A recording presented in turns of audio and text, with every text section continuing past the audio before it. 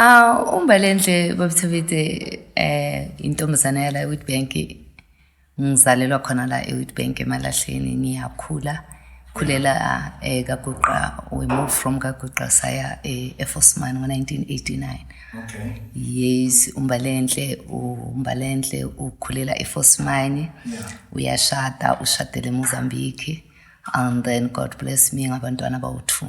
Okay. Ngifunde eKopanang High School. All right. Yes, and then I'm a graduate University of Yanga. Yanga. Yes, in Nigeria. Oh, okay. That's true. Oh, from the Nigeria. Yes, yes, university. Yes, I'm from in Nigeria. Okay, but when's I in Nigeria? Okay, I was doing. Cross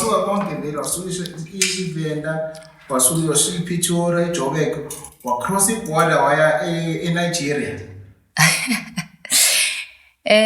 Impilo inindlela yayo yokukuthatha. So ngenze i-first yami ne-second year yami eMedunza, and then from Medunza ngase ngiya e-University of Yanga in Nigeria, is whereby ngathola khona i-degree yami yobudokotela ku-psychology. Oh, udokotela? Yes, sir. Psychologist. Psychologist, yes. Okay. Udila ngengqondo yomuntu. Yes. Ngoba ngizwe bathi ama-psychologist ngathi ngathi ayahlanganyana. Nami vele ngizibasho njalo. I'm not sure ukuthi iqiniso na, but before I became a psychologist, I was a teacher. So usually ngiyangizwe bathi abotishari nabantwana besikolo bayafana. So ngicabanga ukuthi is because of that.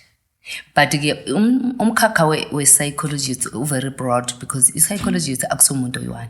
We are so different types of psychologists. Okay. Yes, there are trauma psychologists just like myself. Mina ngisebenza ku trauma, and then bahlukile ke kunama-child psychologists, you can name them. Okay. Yes. But iyasebenzeka manje? Nope, I'm no longer working because of my calling. Okay. Yes. So the career yakho because of the calling? Yes, I was running off my calling. That's when uNkulunkulu wangifoster to ukuthi ngiquite ngapha ngibese ngibuya ngapha. Okay. So manje usebenza ukushumayela? Ngiyashumayela baba. Wow. I'm a founder of a church, a New Revelation of Christ Ministries. Okay. Yes. Okay. Nami likhona la khona la eWitbank. Yes, likhona la. Lingani Nigeria? No, likhona la eWitbank libandla liseMarikana. Oh, okay. Yes. Okay, ngiyacabanga ukuthi lenza kahle. Yazameka. Okay. Yes. Hayi siyabonga. Ayisenizwileke babukeli bethu bekhuluma noNtungathuli ngayo siswethu uMbalenhle. Mbalenhle, ngifuna sibonisane ngendaba yabantu besifazane namadoda. Ukuthi esikhathini esiningi amanye amadoda abuse abantu besifazane. Okay. Yeah, ngohleli uyicabangisisa kahle. Sithola thina amadoda sibizwa ngawonke lamagama. That's true. Abanye basibiza ngezinja, abanye basibiza ngama-monster, wonke lamagama angasimahla. Sithola thina sibizwa ngalawo magama lawo. So mangenza i-study sami ukuthi amadoda kungani abulala kakhulu abantu besifazane, ngithola ama-look kanjani different, ama-answers are different. So ngifuna ukuzwa kuwe ukuthi njenge-psychologist mhlambe i-reason ukuthi amanye amadoda abulala abantu besifazane kungabe ikhosi yakhona kuyini? Babethabete, I believe ukuthi the real reason is a competition. Ebanga ukuthi amadoda abulale abantu besifazane. Why ngikhuluma nge-competition is because when God created a man, wayenza yaba yinhloko. At some point, amadoda ayafila ukuba ne-pressure when a woman is successful than him, especially when they are married or in a relationship. Okay. You can look at history sala obabanye ababili ebebakhona obusaziwayo bala eSouth Africa. The woman was doing very well, even the man was doing very well. but because the man Yeah. in a disability at some point. Okay. So that disability yamenza afile ngazuthi the woman I am appreciated enough. Okay. So now if I am a doctor and I'm marrying somebody who just has a matric certificate, Yeah. so at some point uba nale nkinga yokuthi akangiboni akangibeki indawo makukhulunywa endlini kuzovela lamagama lo ukuthi ungacabanga ukuthi uzoza nalama stick weight wakho uze nawo la endlini akusika dokotela la kusese. Kakushaya ngawo vele. It's not like ushaya umuntu ngawo, but because of lo muntu uqala manje ukufila ufila ngazuthi uyacindezeleka endlini, even if kungekho lokho uyayi-understand lento le. And another thing bese iyafika futhi i-pressurize amadoda, it's a beauty. Wonke amadoda athanda ukushada umuntu omuhle, but maseka mshadile akasazithembi, so akasafuni ukuthi ukhulume nabanye abantu, ubulisa kakhulu amadoda akubheka kakhulu, and you don't have a control over that. Yeah. But according to yena, because uyinhloko kumele ucontrol abantu abakusmayilelayo ezinkonzweni, abakusmayilelayo emall, abakubulisayo emall. Okay. So sometimes niphuma ni happy endlini and then niyojika emall. Uma nibuya emall anisazwani. Why? Because emall baye bakubulisa and then not knowing ukuthi awukakami introduce Okay. kulabo bantu labo. Akuthi mhlambe wena umfilisa ngaleyo ndlela leyo. Sometimes ungamenza umuntu ukuthi afile but ungaboni. Yeah. It happens. Uma yena angakhulumi. Ngiyasithanda ngoba isihloko sakho sithi khuluma ndoda ungathula.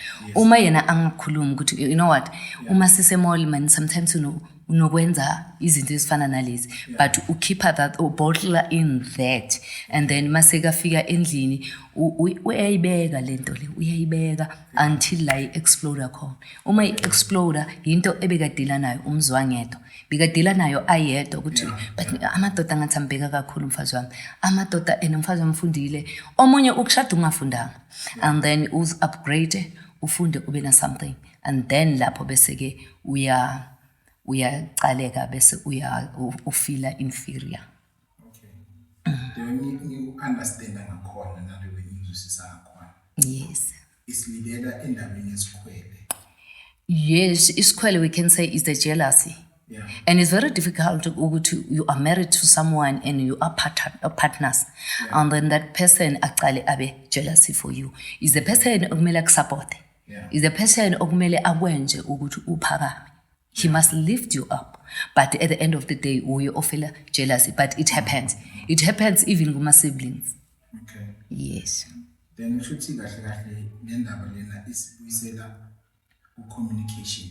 That's very true. Between mina nawe. Yes. Wena ufundile, mina ngifundanga. Yes. Mina nginejealousy, wena uyibona ijealousy mina nginayo. Angiboni jealousy because mina I'm working with these people, and most of the guys, like most of the doctors amadoda. And then sibuye to the side yokuba ngumfundisi. Most of ama colleagues wami kuleyo side abayini abangamadoda. And then I do have a husband endlini ibhekile, And sometimes we used to go to indoda yakhe understand ukuthi umfundisi ufonelwa anytime. Nalaba ngapha baya understand ukuthi ngisemsebenzini ngesikhathi lesinye siyabheka 11 ebusuku and this thing iyangishaya, let me call Umbali because uyayimaster, and then une patient by that time, and then let me call Umbali because this thing uyayimaster, and then uzofonela and then you answer, and then the person indoda ngicela ungisizelana nalana. But uzozama uku-understand, but at the back of his mind uba nalokuthi okay lamadoda manje siwamvusa nasebusuku musa kekho emsebenzini, and it becomes a problem uma ngizofika ngithi mina okay ifoni yami ngizoyifaka ku-flight mode noma ifoni yami ngizoyivala, and then even that yes, why are you closing your phone, why are you switching off your phone? Now, it's because of kunabodokotela bazokufonela, and vele bazokufonela because they need your help at some point. And then it's not everything thing. But now, each and everything you want to control. Lapho control yakho nafanele sihambise kanjani? It's a communication. breaking down of communication is a problem in the marriage. Yeah. Yes. So indoda yakho uma ivuka ekuseni ikutshela ukuthi yazi izolo ngikuzwile ukhuluma nomunye udokotela so but angifilanga okay because of that, yabo. So wena njengomama you have to ask ukuthi okay, wena bowusuggest ukuthi singayihandlisha njani because this person bekavuna usizo. Yeah. And then he decided to call, and I don't have a control over anybody. Because even in a form of abafundisi, anyone, any man at the church can call me around 2, Yeah. Mama Nyakula, and they call you Mama. Even at church, they call you Mama. But when it comes to the morning AM, your husband will feel inferior. Yeah. Izosuka vele. Yes. Namadoda kahle kahle. I-problem why umuntu akufonele ebusuku. Ebusuku. La sicala ukulala khona umuntu adecide ukufonela. That's very true. Yeah. But how do we manage ukuthi abantu bangagoli ngo-2 ekuseni? Yeah. And sikhola sonke and siyakholelwa lokho ukuthi abafundisi amafoni wabo kumele abe open. But angisho yonke into le nto ichaza kufanele sibe ne-control. That's very true. Control emsebenzini. Yes. Futhi ngesikhathi esoma naye. Ngiyakufonela ngo-3 ekuseni. Yes. Mina ngikho kuduty wena kuduty. Yes, that's very true. Yeah. Then when it comes to abafundisi, how siphuma kanjani mfundisi because of? Okay, namanje mangifonela ngumfundisi. Yes. Ngifonela ngo-11 ebusuku. Ngizofonela unkosikazi wami ngo-11 ebusuku. Into efuneka unkosikazi wami ngo-11 ebusuku. Siyakwazi ukuthandaza, uyakwazi ukuthandazela. Seyine ekudrivile ufone ebusuku ungakalindi until the morning. But mina mfundisi indlela ngiyibona ngayo, why can't we have a communication and the solution ukuthi yes angeke siwavale amafoni endlini because we do have kids and abantwana bethu bayahamba even nasebusuku, then maybe oyiwana angathola accident thina sivala amafoni siyothola ekuseni ukuthi besinama call asingenelayo and the thing was serious. Yeah, mara kuyazwakala abantwana bethu. No. Abantwana bethu la. Ngiyakuphi mfundisi wami, ngiya endabeni yokuthi why can't we swipe the calls ukuthi ama-call webandla angene kuwe and then wena njengobaba kube uwe oshoyo ukuthi unkosikazi uyatholakala noma katholakali. Okay. Angithi sithe sifuna isolution yokuthi kungasabulawa kakhulu abesifazane nabesilisa. So sathi thina i-problem is because of breaking down of communication. Endlini as communicate, especially abobaba, even if ayibona into ukuthi imphatha kabi but uyathula, and ukuthula kwakhe kudala isilonda. By the time asikhipha lesilonda noma asiputshuza uyoba phethe isibhamu esandleni. Okay. So akufanelanga size sifinyelele. Akufanelanga size sifinyelele lapho because I am educated, but I love you at the end of the day. And then now you are not educated, but you love me. Yeah. So what do we do? How do we manage our relationship with this situation? Because love is not about anything else except love is a feeling. Yeah. Awusiphinde futhi the statement because isikuze kahle. Into ngathi simomisa namanzi. Cela usipinde le statement zami. Ngithi mina love is not about anything else except anything else except that love is a feeling. No man. You disagree with me? No. Mhlambe ke langa le minyaka le langa 80s. Hayi lamanje ngo-2000. Oh, okay. So do you think ukuthi the doctor must marry a doctor?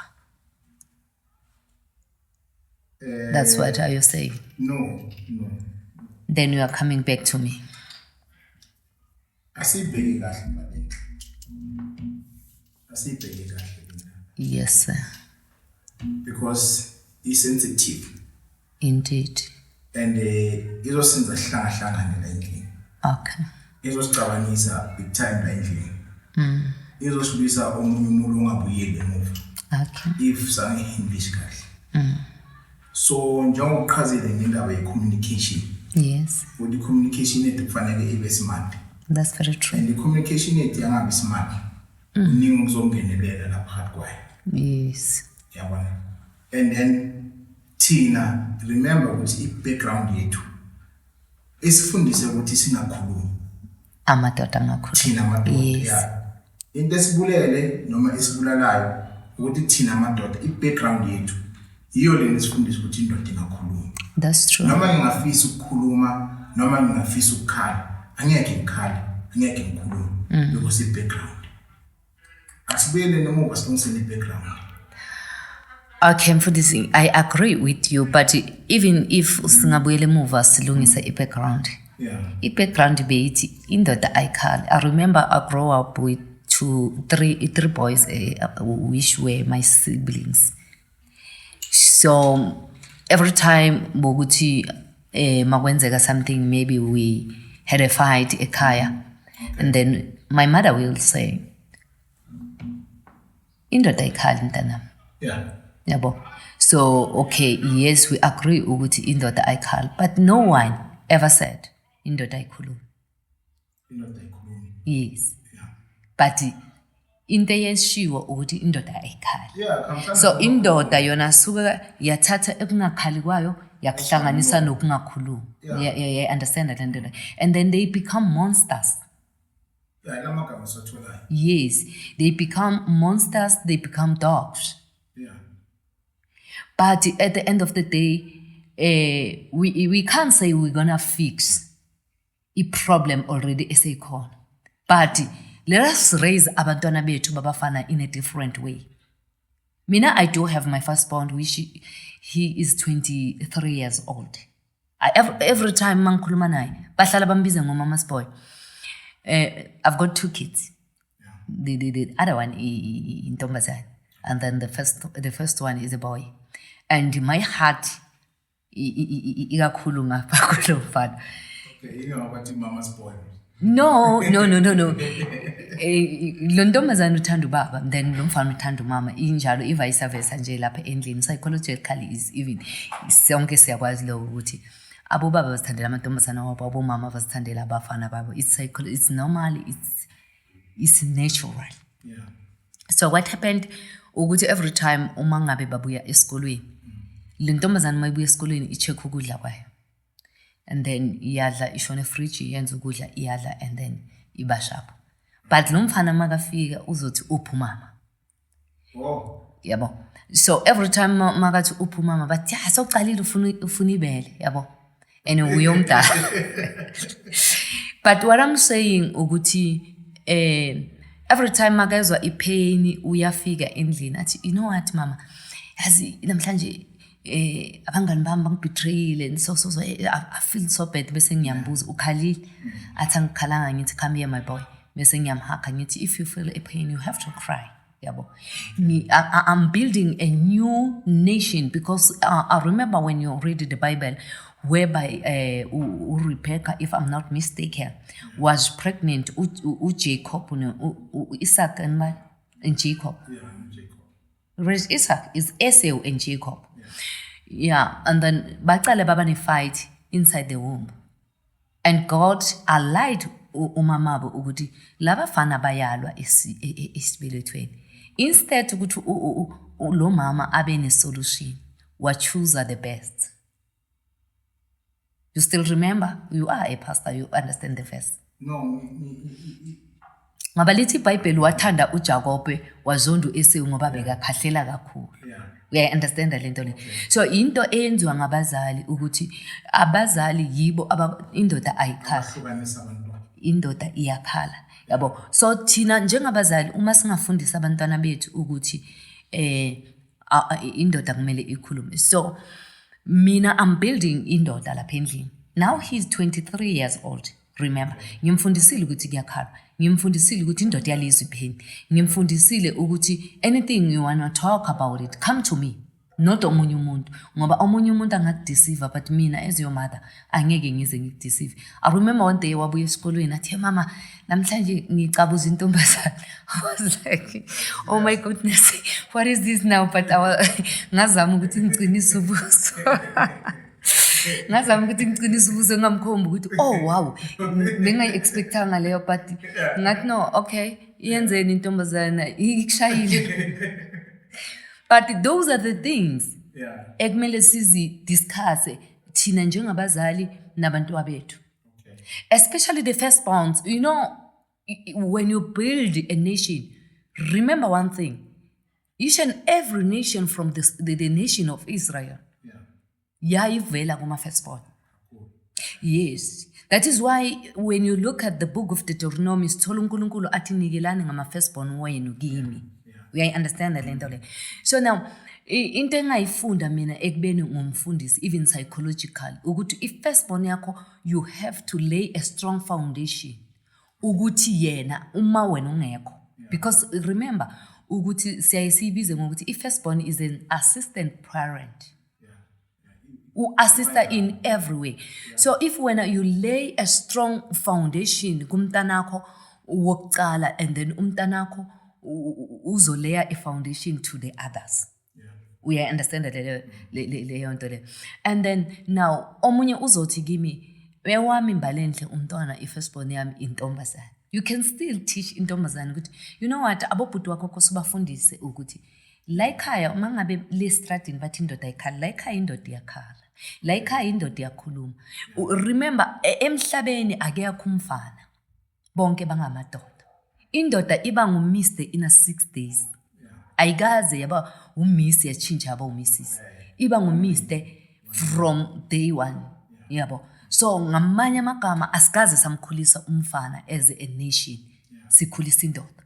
So mawuzitshela ukuthi uzochinja uma ngabe umntanakho sekana 12 years, you are late. Lithi iBhayibheli uMoses waba lithi iBhayibheli uMoses waba nomamakhe for only 3 months, and umamakhe she planted kuMoses at the age of 3 months ukuthi wena ungumHebheru. Now lithi iBhayibheli uMoses sekakhulile, he decided to move from esigodlweni wayohlupheka nabantwana bakaIsrael. Why? Because umama uplante lento when he was only 3 months. Yeah, understand lento le. So now Tina, when we sikhulisa abantwana, mina ngiyafisa ukuthi the whole South Africa banga understand ukuthi asikaze sakhulisa umntwana omfana, sikhulisa indoda. Sikhulisa i-leader ye nation. We understand lento. Let us stop ukuthi sizothi uzothi masekakhula. What if I die? Uma kana 4 years.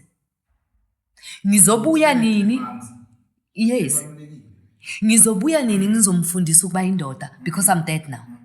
So let us try as abazali ukuthi siyayiplanta lento kubantwana bethu ukuthi you are a man, but as a man you have to ukuthi ubottle out whatever you feel. In any time. Qala kuphi? Qala kumama. I remember one day I used to ukuthisha umfana wami how to treat a lady. Ngami. We understand that lento le. So benginongumnikeza imali ngithi ifake ku wallet yakho ubese uyangikhipha. And then masifika e restaurant ngimtshela ukuthi phela ngivulela ngesiti. Vula isiti. Then uzodonsa kahle isiti. Then ngibese ngiyahlala. And then kumele ngibuze manje makufika i-waiter athi mina maybe I will go for a drink so, and I don't know about the lady. Yabo. And those are the things abantwana babafana angeke basifundise bobaba because abobaba bayafana nabo. They don't know ukuthi thina as women yini esifuna. You won't believe babuthabethe ukuthi in my church umakoti akayalwa bomama, uyalwa ngabobaba because abobaba abazi ukuthi indoda emshadweni ifunani. Bese umkhwenyana naye siyamyala ebandleni. Umkhwenyana yena uyalwa bomama ngoba yithi expecte ukuthi kumele afike enzeni makafika emshadweni. Yes sir.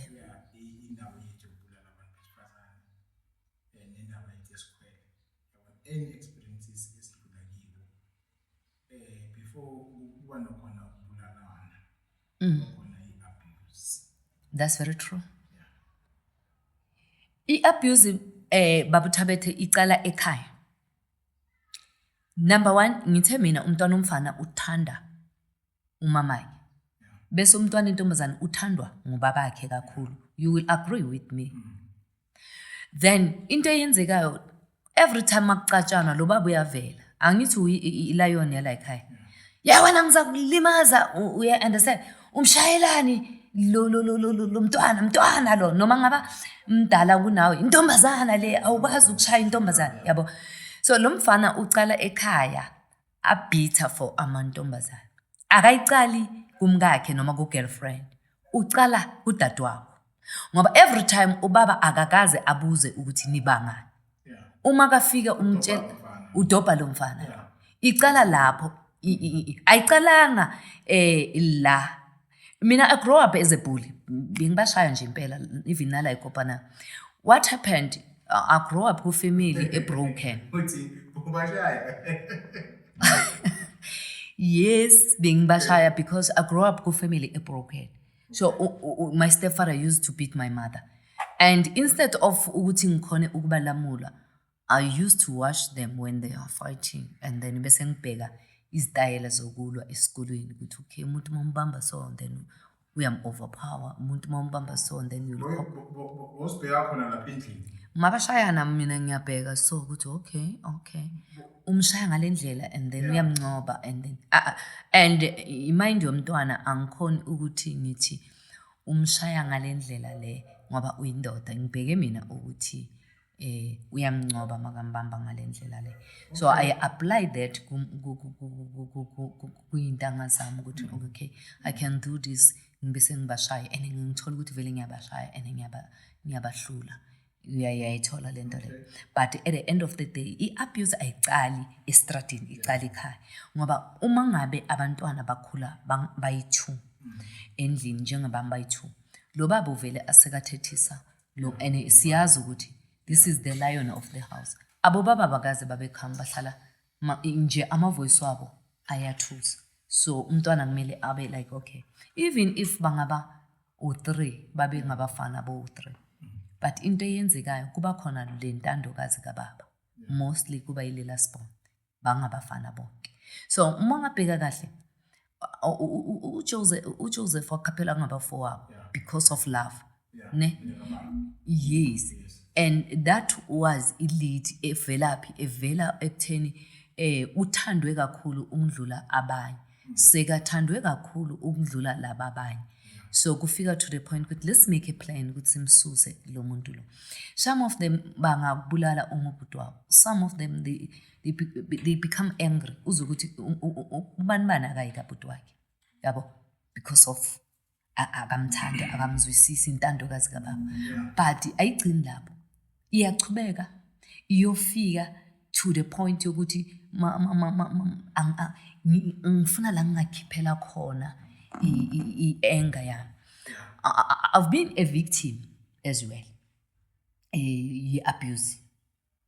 So into engiyaziyo ukuthi if uabusiwe maybe emshadweni or ku relationship and then wangathola usizo psychologically, nawe ufuna omunye umuntu onga abuse. It can be abantwana bakho. Abomama abaningi aba abuse ngamadoda abashaya abantwana because yena into yes omunye uabuse ialcohol because uabuse indoda.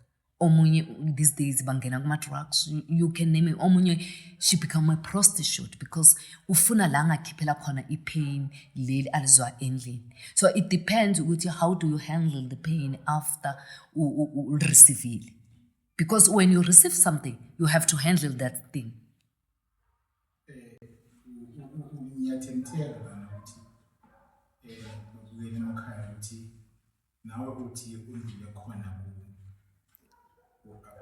Yes. I've been there.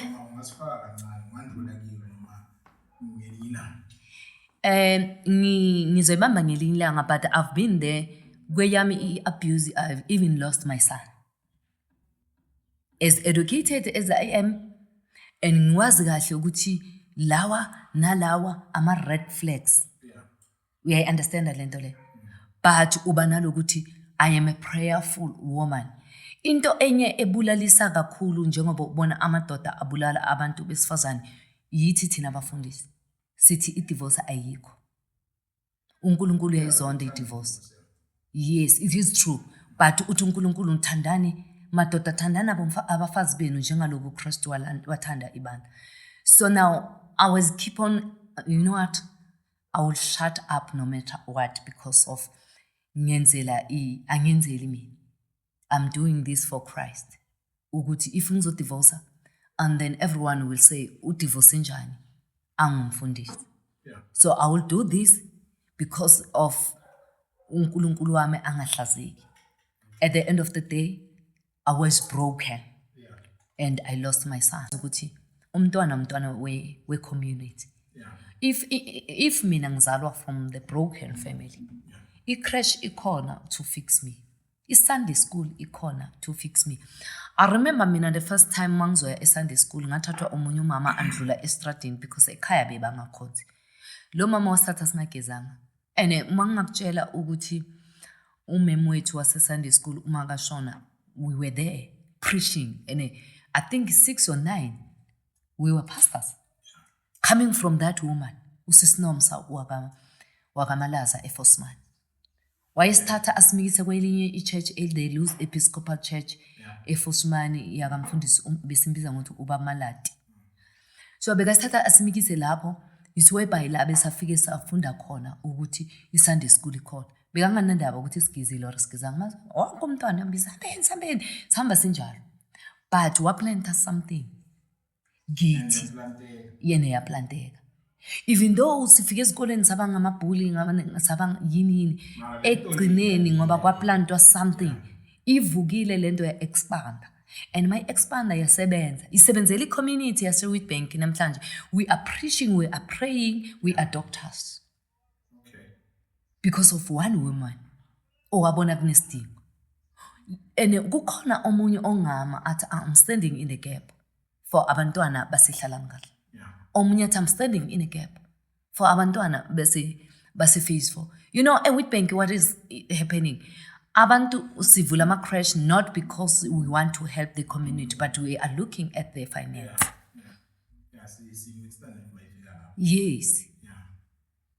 Yabona ngithandile le ngxoxo lena because nami challenge because thina ifocus yethu iba sekutheni indoda ayibulala umuntu wesifazane. Yes. But singabheki i-background. I-background. Singabheki the first 3 months umntana asakhula in esichalile kuye. Ngikuzwa kahle babuthabethe and mawungabheka kahle lithi iBhayibheli thina abafazi sisitshe sibuthakathaka. Kodwa mawungayibheka kahle ngokwempilo thina abafazi yithi sistrong ukudlula amadoda. We understand amadoda you are weak. I remember bekunomunye umfana wami bengimentor.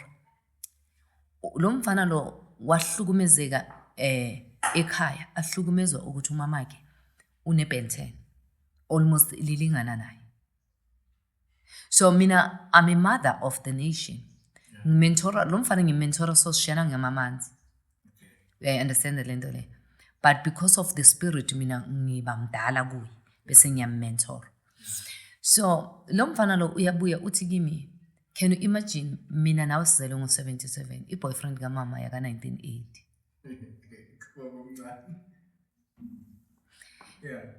So now babena la conflict until kwafika to the point whereby umfana lo athi kimi, namhlanje mfundisi ngidecide ukuthatha umphefumulo wami. Ngahleka yabo mangifunda i-message ku WhatsApp ngathi no, it won't happen. Yeah. Umuntu ozibulalayo akakhulumi. But uma ngithi ngiyachubeka, I was doing a washing on that day. Ngithi ngiyachubeka ngenza washing kwaba like okay, hamba umbheka. Ngasuka ngashiya whatever bengiyenza ngaba ngombheka. Uma ngifika ngamthola vele aphuza overdose amaphilisi. Okay. So ngatry ukuthi ngimsize and then ngafona i-ambulance and then wahamba esibhedlela. Uma ngiyombona esibhedlela wakhuluma amazwi kimi ukuthi I will say this to South Africa yonke. Ukuthi wathi kimi i-serial killer ayizalwanga kodwa yenziwe. Nami ngisho lamazwi ku South Africa yonke. Okay. Ukuthi i-serial killer ayizalwanga njengomfundisi. Abafundisi bazalwa bangabafundisi. Kodwa a-serial killer yenziwa ngumuntu. Ukuthi umzwise umuntu ubuhlungu abeke abufake eboxini abuthathe obunye buvele kuwo wonke ama-side and then bufike to the point la ukuthi layo explode khona uyi-serial killer. A serial rapist ayizalwanga futhi ayidalwanga nguNkulunkulu. Remember uNkulunkulu makakhuluma noJeremiah uthi Jeremiah ngikudale uyimbewu enhle nelungileyo yodwa.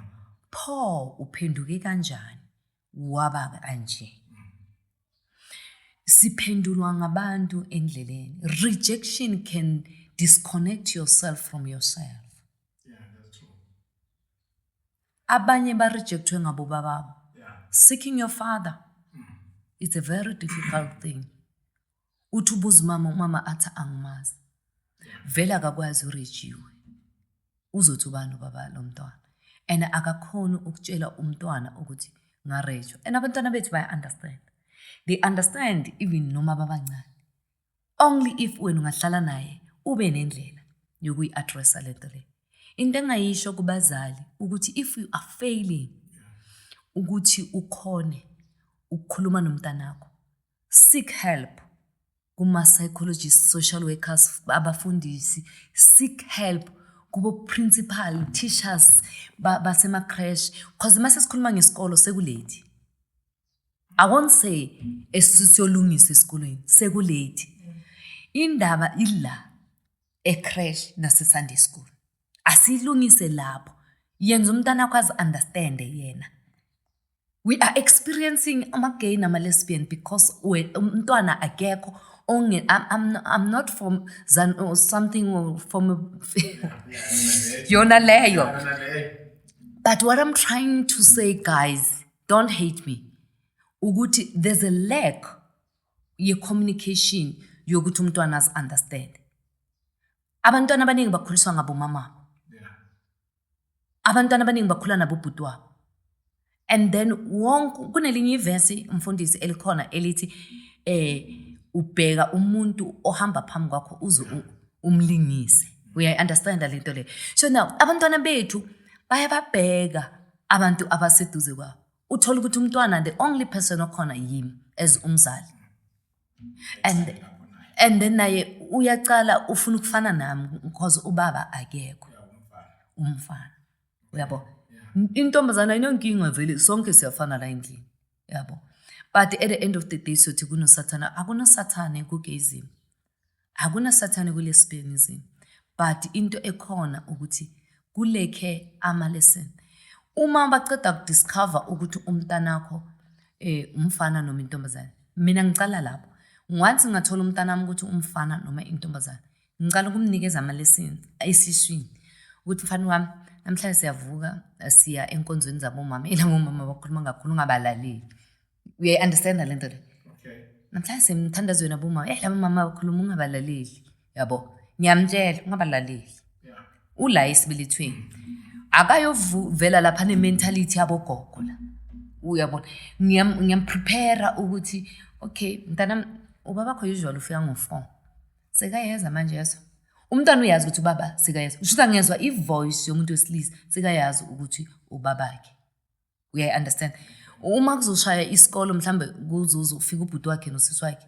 Ngiyamtshela ukuthi ziyabuya lezi ziganga uzozizwa mazifika. Ubhuti wakho nosisi wakho ngimtshela namagama abo.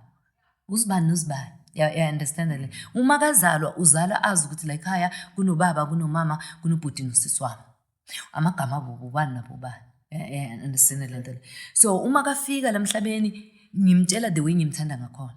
Ukhula azi ukuthi even if kunzima kangakanani mara la ekhaya bayangithanda. Yabona.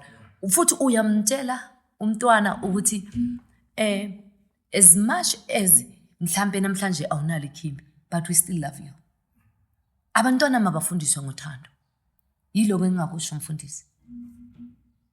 You know, Malenge sifuna ukukhulu namhlanje and besingasi awe. Kune program ekhuluma nota i-reach out program. Yes. Besingayibhekanga like crèche. Besiyibheke lapha kuma-secondary. Kuthi sivashela abantwana abafana lapha kuma-secondary.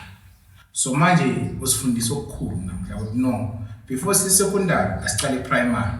Before primary asiye vashela nalama crash. Yes. And also I don't know ukuthi singenza yiphi indlela ukuthi even abomem base-crash nabangabizwa nabo sort of i-workshop Yes. bazofundiswa ngalabantwana That's true. because ilana sibuilda khona a strong foundation and masimixte lapho simixte le-100 le 100 le seyilahlekile.